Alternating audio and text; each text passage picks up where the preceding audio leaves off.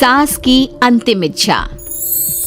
देखिए माँ जी, वो पड़ोस की लूटन मौसी है ना, उनकी बेटा बहू उन्हें गोवा ले जा रहे हैं। अरे क्या बात कर रही है बहू, उसके तो ना मुंह में दांत है ना सर पर बाल, क्या करेगी गोवा जाकर।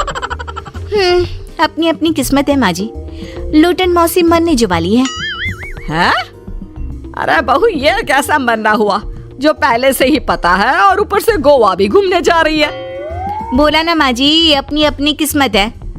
बात हुई थी मेरी लूटन मौसी की बहू से, बोल रही थी कि चलो दवाई में जो पैसा लगेगा वो गोवा में लगा देते हैं।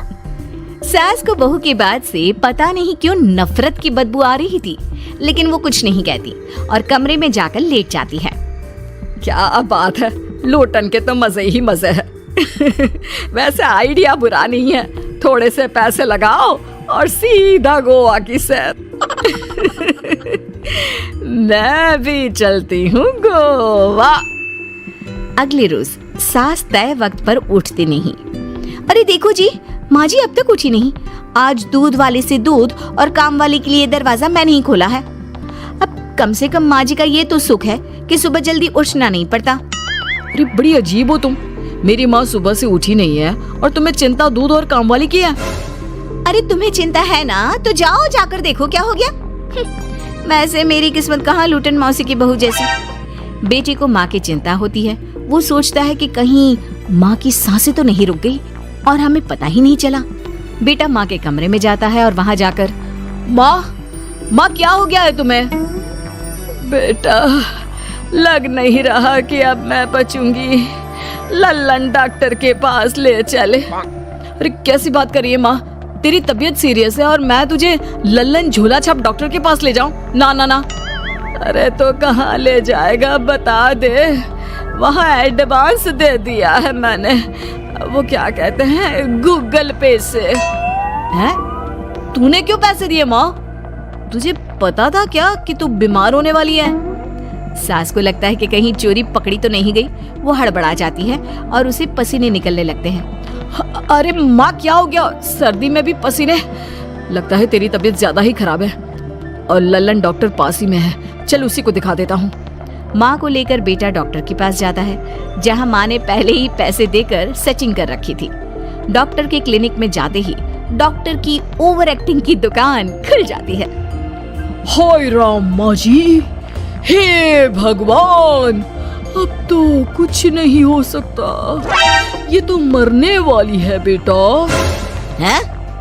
ओए डॉक्टर है इसलिए इज्जत से बात करूंगा, नहीं तो मेरी माँ को देखे बिना ये बकवास करने के लिए तेरे मुंह में घूसा मार देता।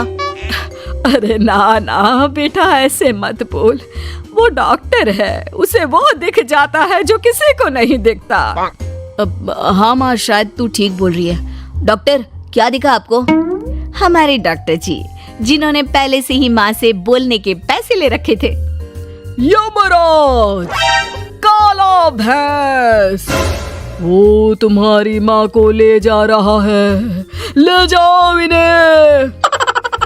यार माँ, ये डॉक्टर ही है तांत्रिक, क्या क्या बोला जा रहा है? अरे बेटा, वो डॉक्टर है, उसे वो दिखता है जो किसी को नहीं दिखता।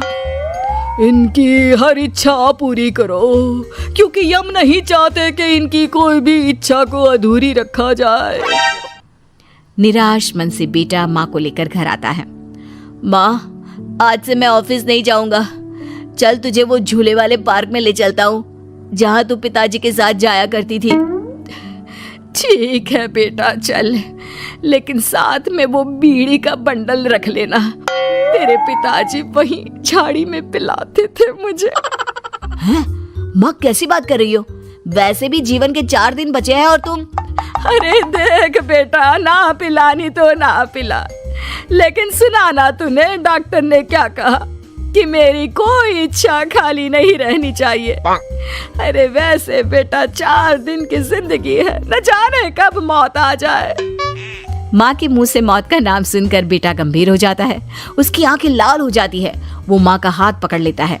माँ को भी लगता है कि उसकी मौज मस्ती कहीं बेटे को डिप्रेशन में ना डाल दे। देख, लल्लन का फोन आया था, बोल रहा था कि हो सकता है मौत ना भी आए, पर इच्छा पूरी करके रख दे। जब जाऊंगी तब तृप्त मुक्त होकर जाऊंगी, क्यों? तभी बहू की आवाज आती है, माँ जी आपकी फेवरेट गट्टे की सब्जी बनाई है। सास खाने के टेबल पर जैसे ही बैठने वाली होती है, बहू उनकी चेयर पीछे करती है और प्यार से बिठाती है। बहू शांत हो जाती है। वो माँ को बस देखती है और उनकी हर बात मानती है। रात को जब सास सोने जाती है तो, माँ जी मैं आपके पैर दबा देती हूँ, आज आप डॉक्टर के पास गई थी, थक गई होंगी ना। बहू का प्यार देखकर सास को हैरानी होती है। वो समझ नहीं पाती कि जो बहू उनके मरने को अपना भाग्य बताती थी, वो आज जब सास मरने वाली है तो दुखी क्यों हो रही है।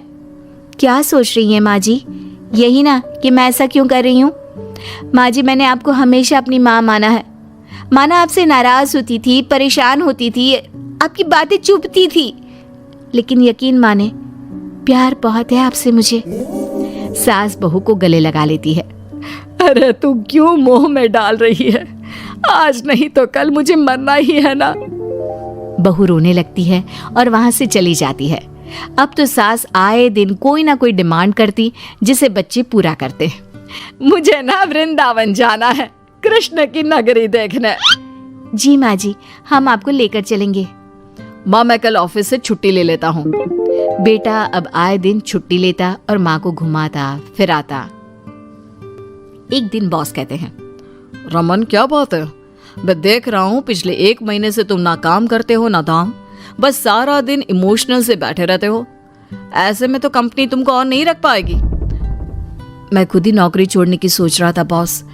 वो क्या है कि माँ का आज नहीं तो कल कभी भी देहांत हो सकता है। इतना कीमती समय मुझे तो पल पल उनके साथ रहना होगा। पता नहीं कब वो मुझे छोड़कर चली जाए। और बेटा नौकरी छोड़ देता है। माँ मैंने नौकरी छोड़ दी है, आज से मैं तेरे पास रहूंगा। माँ जी मैंने भी बच्चों का नाम स्कूल से कटवा दिया है, अब हम सब आपके पास ही रहेंगे और आपकी सारी इच्छा पूरी करेंगे। अब सास को लगता है ये तो कुछ ज्यादा ही हो गया। अरे बेटा नौकरी नहीं करेगा तो खाएगा क्या? बच्चे स्कूल नहीं जाएंगे तो साल बर्बाद हो जाएगा। वो समझ नहीं पाती कि क्या करे, कैसे ये ड्रामा खत्म करे। बेटा बहू अब तुम लोगों से एक बात करनी थी। देखो मैं ना बहुत शर्मिंदा हूँ, मैंने झूठ बोला था, मुझे कुछ नहीं हुआ है। वो तो ये बोलकर सास सारी बात घर वालों को बता देती है। ओ माँ सच्ची? हे भगवान मैं जानता था माँ को कुछ नहीं होगा। वाह माँ जी ये तो बहुत अच्छी खबर दी। मैं तो हलवा बनाने जा रही हूँ। तुम लोग मुझसे नाराज नहीं हो? नहीं माँ जी हम बहुत खुश हैं कि आपके मरने की खबर झूठी है। माँ शायद मैं तेरे ठीक होते ही तेरा इतना ख्याल रख लेता तो तुझे ये नाटक करने की जरूरत नहीं पड़ती। माँ जी आप हम लोगों को माफ कर दीजिए।